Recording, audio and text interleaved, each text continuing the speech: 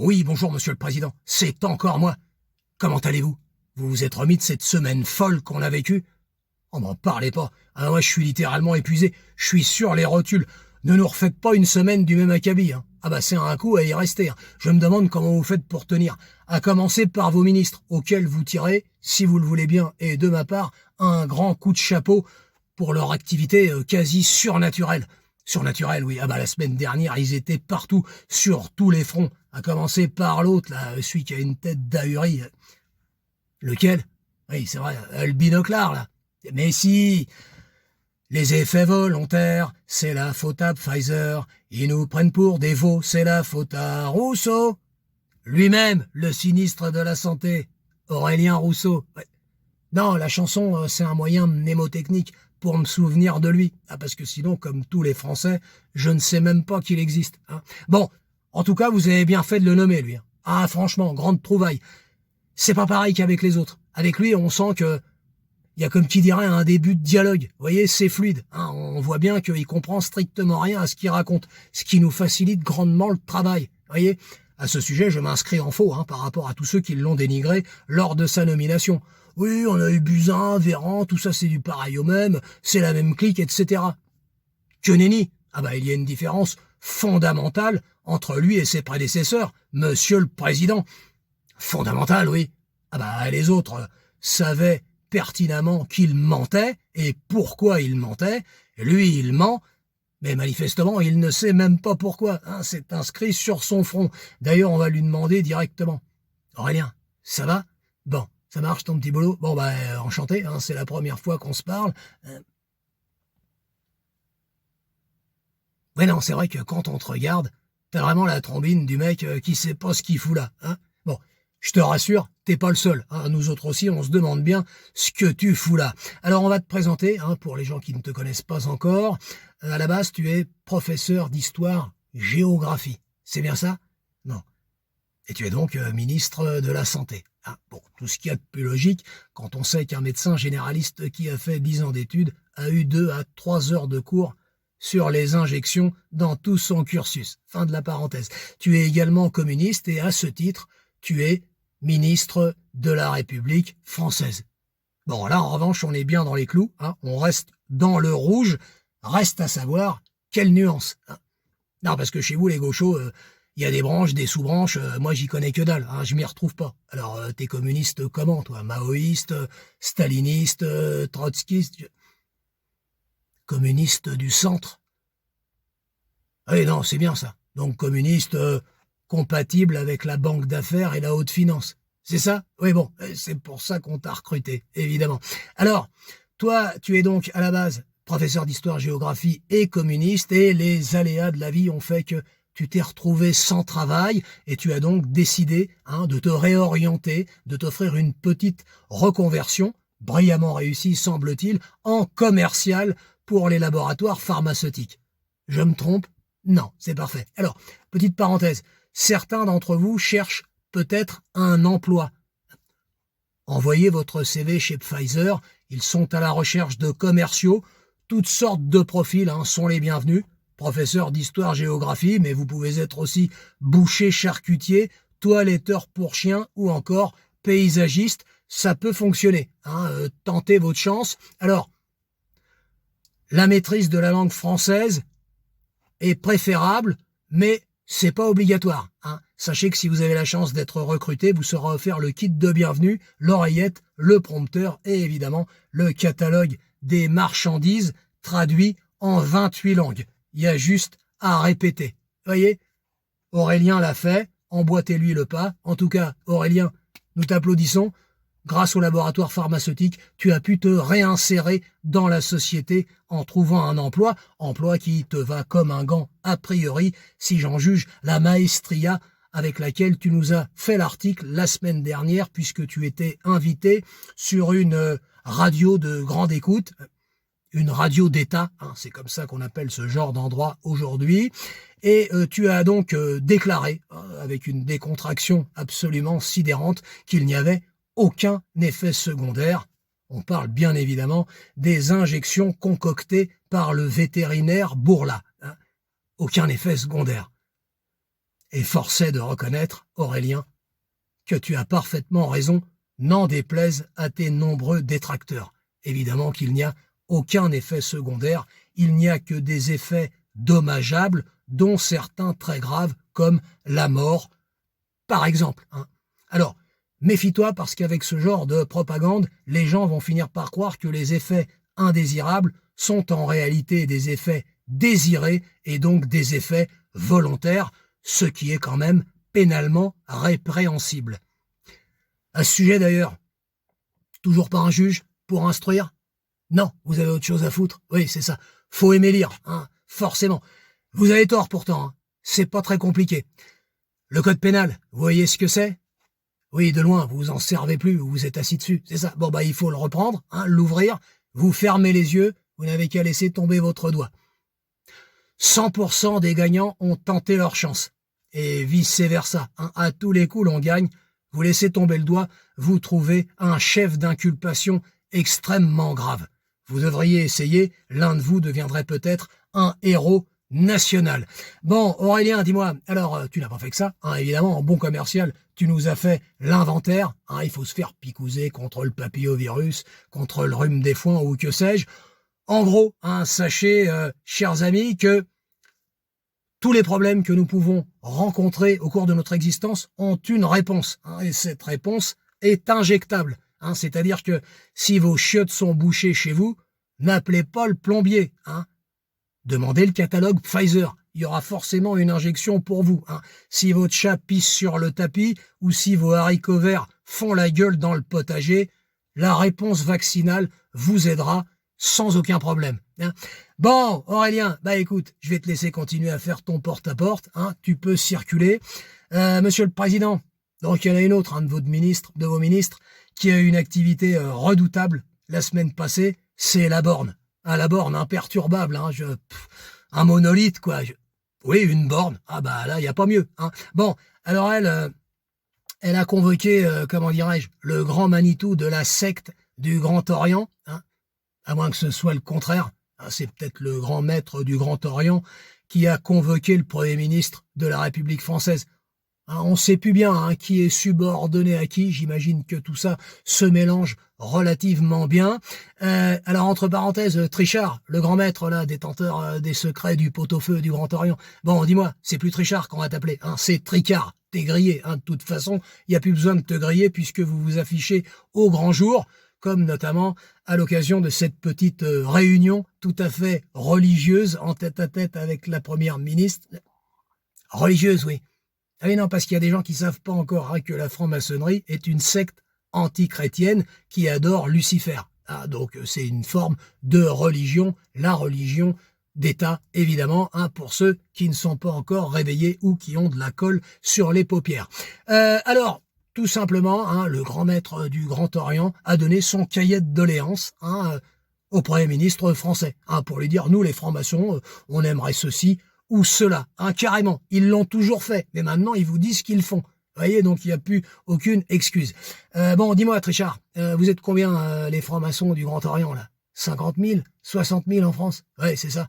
À demander ce que vous voulez qu'il se passe pour notre pays. Bon, nous, on est 60 millions, et 60 millions qui voulons que vous dégagiez de la politique. Vous n'avez rien à y foutre. Tu comprends? Vous faites pas le poids normalement. D'ailleurs, dis-moi un truc là, pourquoi vous appelez le Grand Orient? Vous avez des problèmes avec la géographie?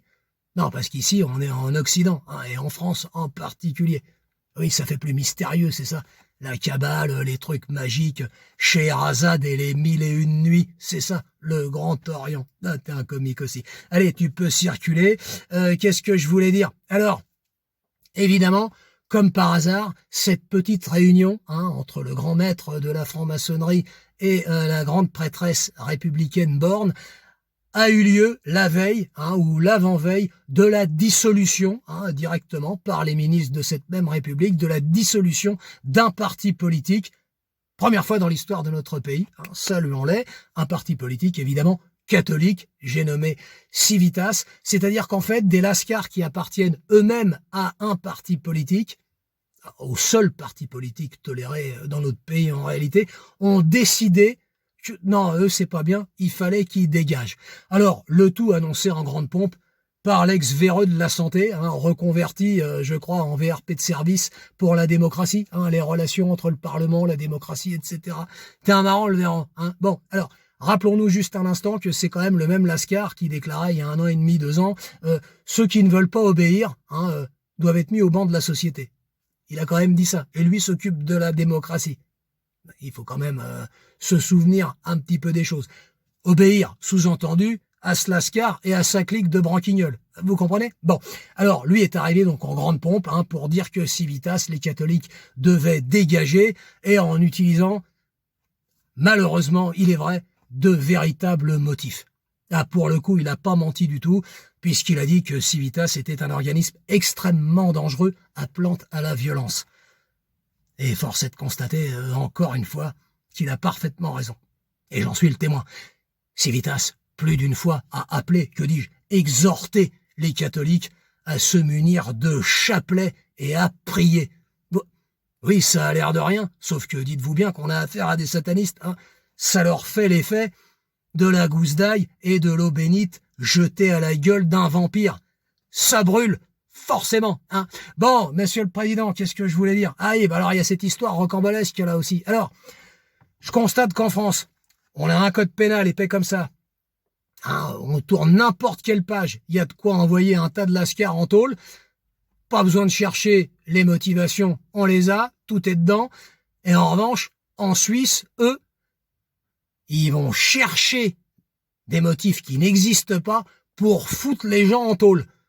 Les magistrats français, inspirez-vous de vos homologues suisses. Je sais pas, les loges, vous parlez entre vous. Oui, parce que la Suisse, la France, c'est pas très loin. Non, parce que je rappelle quand même que Davos, ça a beau avoir une consonance exotique, olé, Davos, c'est pas au Mexique, c'est en Suisse, à un jet de pierre d'ici. Enfin, un jet de pierre, une portée de fusil. Non, mais je veux dire, voilà, un coup de voiture, quoi. En gros, on envoie une patrouille tchétchène mobile, 4 lascars. Le lendemain, le Forum économique mondial met la clé sous la porte pour cause de personnel. Voyez, c'est pas à l'autre bout du monde. Bon, bref, tout ça pour dire que les Suisses, eux, s'en foutent du code pénal. Ils vont chercher de nouvelles motivations pour foutre les gens en tôle. Alors, je fais bien sûr allusion à l'affaire d'Alain Soral. 60 jours de prison pour grosse lesbienne. En réponse à une femme a priori un peu corpulente et plutôt orientée vers d'autres femmes, ce qui est son droit le plus absolu. C'est même conseillé aujourd'hui, en réponse à une femme qui l'aurait diffamée. Donc, alors je constate qu'en Suisse, grosse est une injure. C'est-à-dire que j'ai une grosse faim, j'ai une grosse envie de faire pipi, c'est une grosse arnaque, on peut plus. Alors, et si on y accole évidemment lesbienne, là on est bon pour la tôle. Alors donc pour vous autres les magistrats en Suisse, lesbienne est donc une insulte.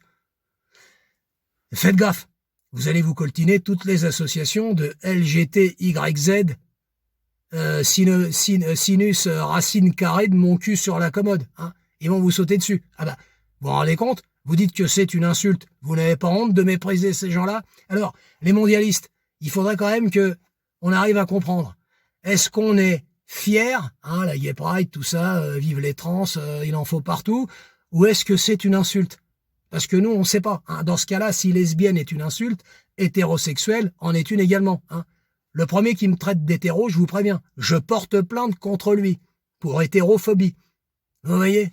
Bon, en gros, vous voyez que ça tient évidemment pas debout, mais alors pas du tout. Bon, monsieur le président, je vais vous laisser. Je crois qu'on a fait le tour. Et puis, vous avez du boulot là avec l'Armageddon. L'Armageddon, oui. Ce qui se passe en Israël. Jean l'avait prévu, monsieur le président.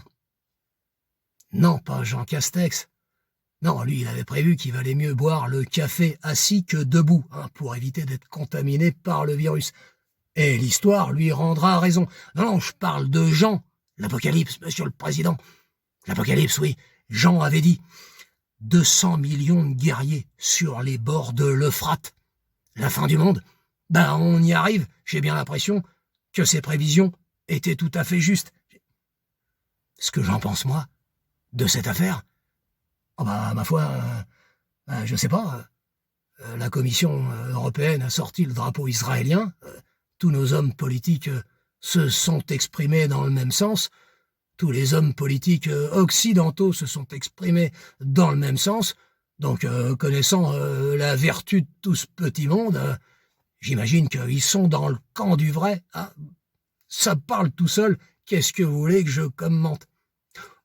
À ceci près que l'effet de surprise est quand même moins important parce qu'on a déjà eu le 11 septembre, qui lui aussi était parfaitement imprévisible, mais toutes les mesures qui ont été prises derrière, elles, avaient été prévues depuis longtemps. J'imagine que nous n'allons donc pas couper, déroger à la règle. Hein. C'est vrai que c'est comme si on nous disait que demain, merde, les Russes finalement étaient en banlieue parisienne, aux portes de Paris, on les a pas vus venir. C'est en gros ce qui s'est passé en Israël, un État quand même très protégé. Du jour au lendemain, le Hamas, 5000 roquettes, ils étaient là, personne n'a rien vu venir. Ouais. Bon, va falloir quand même changer vos scénarios, hein, parce que je vous l'ai déjà dit, si vous envoyez ça à un producteur, il vous le balance à la gueule directement. Hein. Pas assez crédible, cousu de fil blanc. Vous voyez, ce que je constate simplement, moi, c'est qu'effectivement, des peuples sont vendus, sont trahis, sont sacrifiés par leurs élites dégénérées. Hein, Israël ne coupe évidemment pas à la règle, puisque je vous rappelle que Miaou avait déjà déclaré que Israël était un laboratoire, fièrement, en ce qui concerne l'injection. On n'est pas un sacrifice prêt pour justifier ce qui va arriver derrière. Je constate également que il y a différents types d'extrême droite. Hein, Monsieur le Président, vous trouvez pas? Il y a des extrêmes droites qui sont, comment dirais-je, conseillées, cautionnées, contre lesquelles on ne peut rien dire, hein, les bandéristes en Ukraine, ou Netanyahou, l'homme de l'apartheid en Palestine et en Israël, hein, qui ont droit effectivement de massacrer des femmes, des enfants, des populations, de les parquer comme des bêtes. Ça, c'est l'extrême droite qui est dans le bon camp. Il y a la deuxième extrême droite, hein, c'est l'extrême droite qu'on croirait que c'est de l'extrême droite, mais qui n'en est pas. Vous voyez, c'est un peu comme le café sans caféine ou la bière sans alcool. Hein, il y a un joli packaging, mais quand on boit, c'est dégueulasse. Hein, ça n'a pas de goût. Hein, c'est par exemple Jordan Bardella. Jordan, t'es là? Bon, laisse tomber avec la politique. Hein, c'est pas la peine, tu fais partie du même parti que les autres. Tu peux te reconvertir au théâtre. Ça, c'est l'extrême droite autorisée.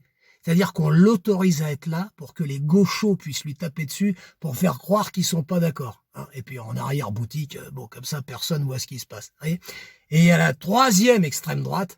Alors celle-là, elle est interdite, mais alors, partout dans le monde, c'est les catholiques. Voilà, exactement, Monsieur le Président. Ah, une fois que vous avez compris ça, vous avez tout compris. Hein. Bon, en gros, encore une fois, la Révolution française, le 11 septembre, et ce qui va se passer, ça fait bien évidemment partie du programme, n'en déplaise à nous autres, pauvres abrutis des peuples, qui continuons de dormir debout. Hein, ça fait partie du programme de cette République universelle, de cette grande réinitialisation. Et dans une République universelle, il faut bien une capitale. Voilà, vous m'avez tous compris. Hein, comme disait l'autre, nous sommes compris. Et qui en fait les frais? Eh bien, évidemment, en l'occurrence, les Palestiniens et en l'occurrence aussi les Israéliens. Je parle du peuple. Encore une fois, nous avons tous les mêmes élites satanistes et dégénérées qu'il faudrait dégager. Monsieur le Président, hein, non, vous n'en faites pas partie. Bon, Monsieur le Président, qu'est-ce que vous allez imaginer? Vous, quand même. D'ailleurs, je constate, là, la dernière fois que vous êtes sorti, mais les gens sont complètement abrutis. Bah, vous êtes hués partout, vous pouvez plus aller nulle part. Mais qu'est-ce que c'est que ces conneries? Enfin, ils n'ont pas compris que vous n'avez aucun pouvoir.